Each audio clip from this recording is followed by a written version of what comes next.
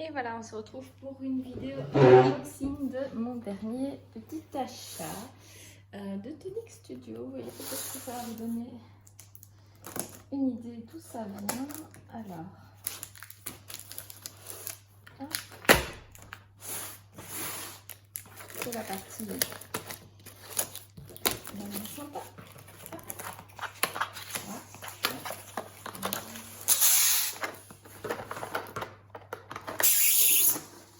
Et voilà, la Stamp plateforme de chez Tim Holtz. Alors moi, j'ai pris la grande, donc il existe deux formats, mais dans ce format-ci, on sait mettre des feuilles 30-30, et moi, ça m'intéressait.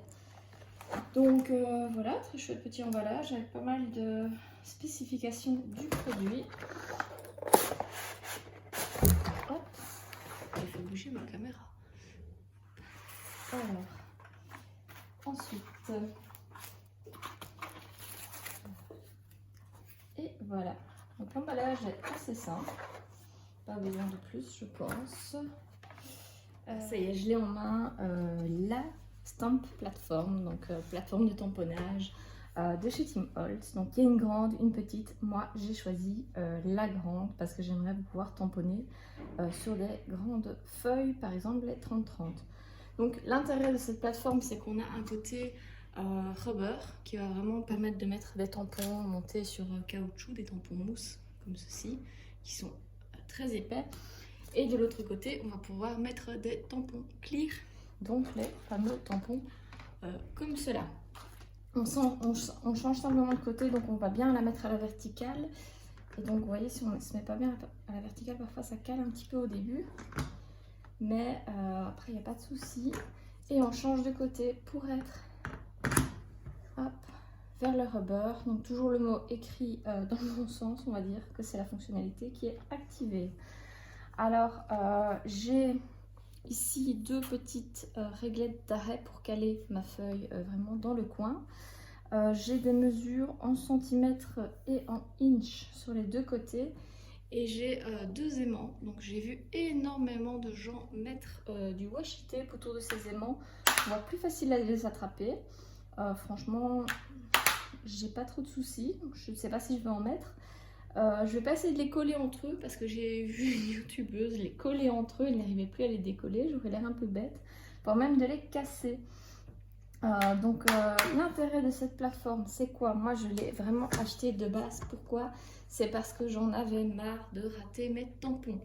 Donc je vais vous montrer plusieurs utilisations, mais utilisation numéro 1, ne plus rater ses tampons. Vous voyez, quand on a des fins petits mots comme ça, comme j'ai autour de mes horloges, on tamponne, on rend compte qu'il y a quelque chose qui est mal tamponné. Si on veut retamponner avec un simple bloc acrylique, c'est sûr, vous allez tomber à côté et ce sera très moche.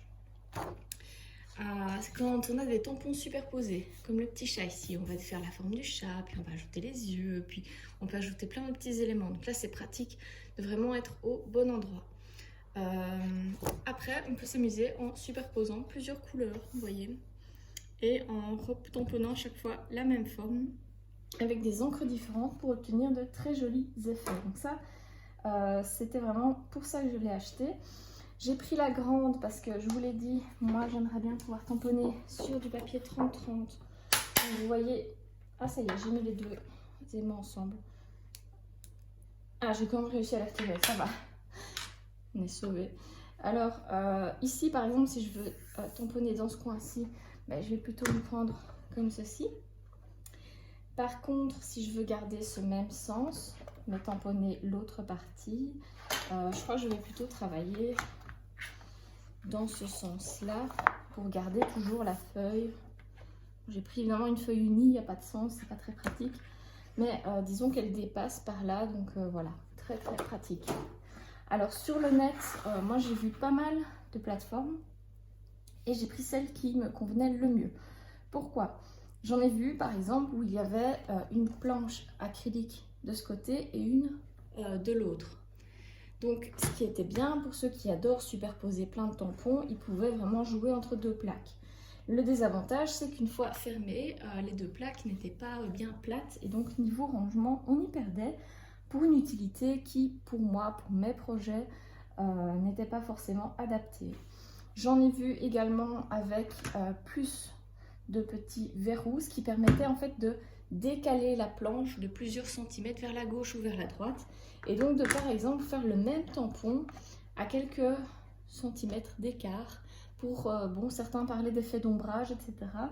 C'est pas quelque chose qui m'intéresse, donc c'est pour ça que je suis partie sur cette plateforme. Je ne dis pas que c'est la meilleure, vu que c'est la première que j'ai et c'est la seule que j'ai testée, mais c'est celle qui s'adaptait le mieux à mes besoins. Donc voilà, arrêtez de dire que celle-ci est la meilleure, etc.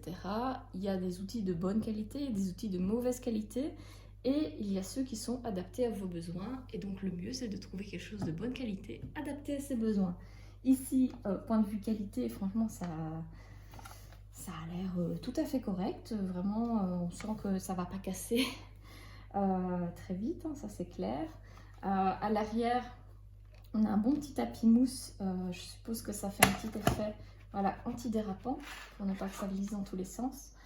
Rien de spécial, rien de particulier à part ça.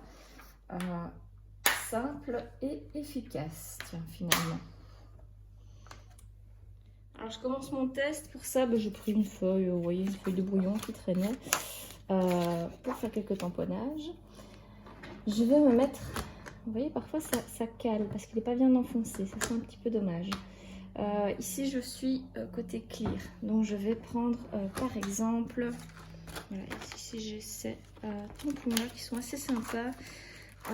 Je vais prendre cette grande plaque.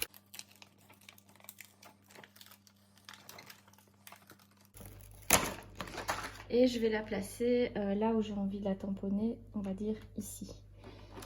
Je referme, je soulève et là je vais mettre mon encre.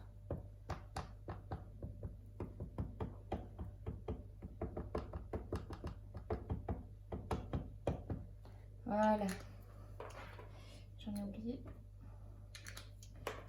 Je tamponne. J'ai oublié de mettre les aimants, c'est génial, ça commence bien. Donc vous voyez ici mon tampon, c'est pas génial. Il y a, vous pourriez aimer hein, l'effet un petit peu, le fait qu'il y a des choses qu'on ne voit pas très bien, mais moi j'ai envie que ce soit bien noir par exemple. Donc à ce moment-là, je me dis, je vais refaire mes flèches et mes carrés.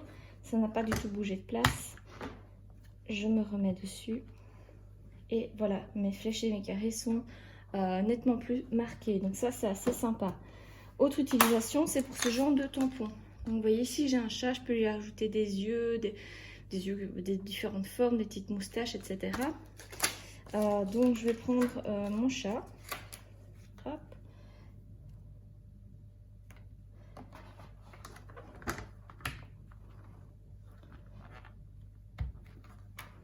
Il n'a pas la même épaisseur parce qu'il n'est pas de la même marque que l'autre. Donc allons-y, on recommence. Voilà. Alors, je vais faire un chat vert. Bon, pourquoi pas. Hop, hop, hop, hop, hop. Je mets du vert. Et j'y vais. Hop. Voilà, j'ai mon chat vert. Donc, vous voyez ici, il y a une partie de la tête qui ne se voit pas bien.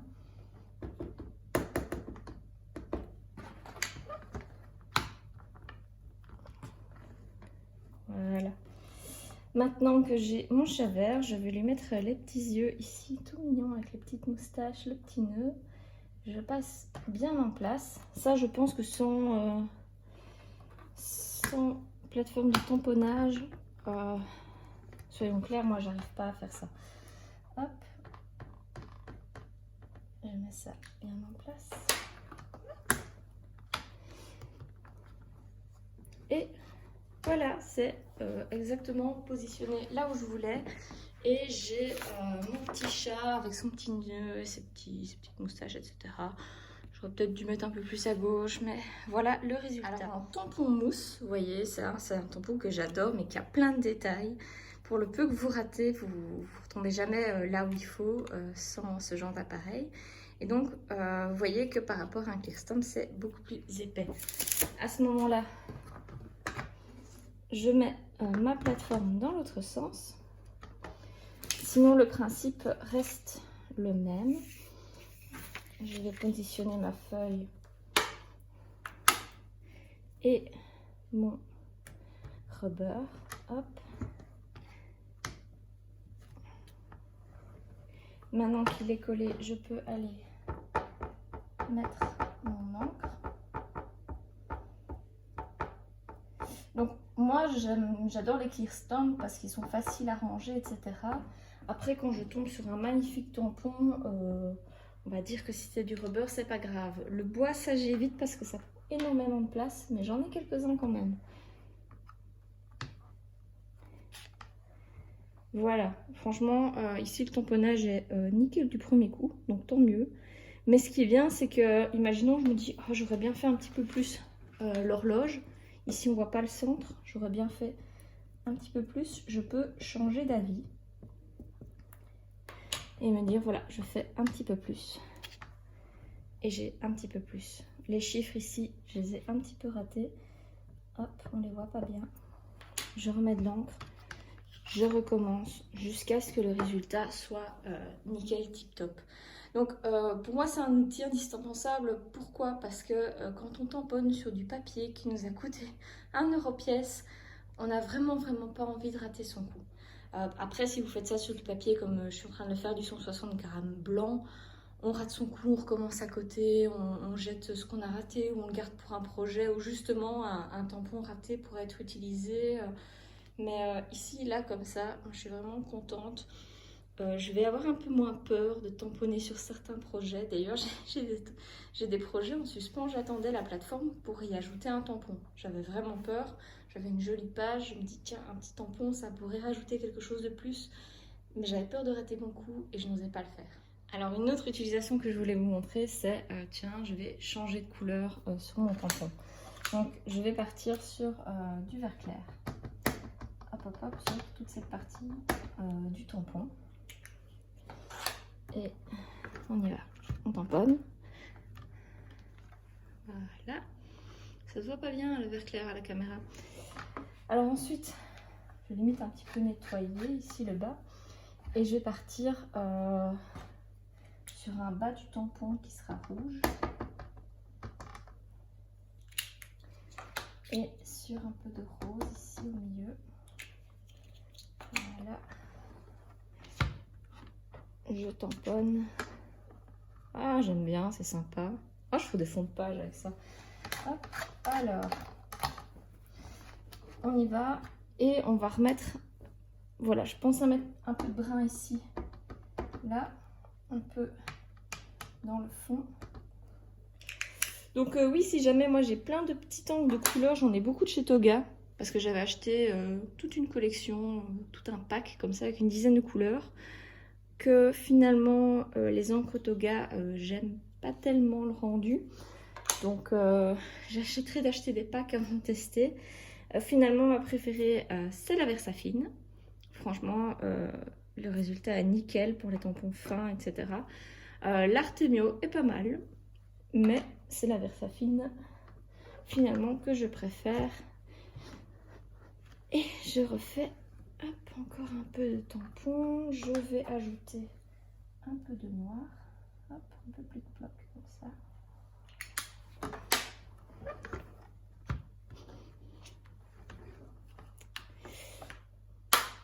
Voilà. Et voilà ce que ça donne. Donc, je me retrouve, vous voyez, j'ai commencé en vert, j'ai mis du rose, du rouge, on voit bien la différence. On voit le brun ici, le noir après. Et donc, vous imaginez toutes les possibilités que vous pouvez faire en ne bougeant pas du tout votre tampon de place. Vous allez vraiment pouvoir vous amuser avec les couleurs, avec le fait de pouvoir superposer des tampons. Et aussi, de base, c'est fini les ratés pour des tampons super fins comme celui-ci. C'est vraiment génial. Voilà, j'espère que cette vidéo vous a plu. N'hésitez pas à me laisser un petit pouce, ça fait toujours plaisir. À mettre des commentaires avec vos avis, vos expériences. Et à vous abonner ou à cliquer sur la petite cloche si vous voulez être averti de mes prochaines vidéos.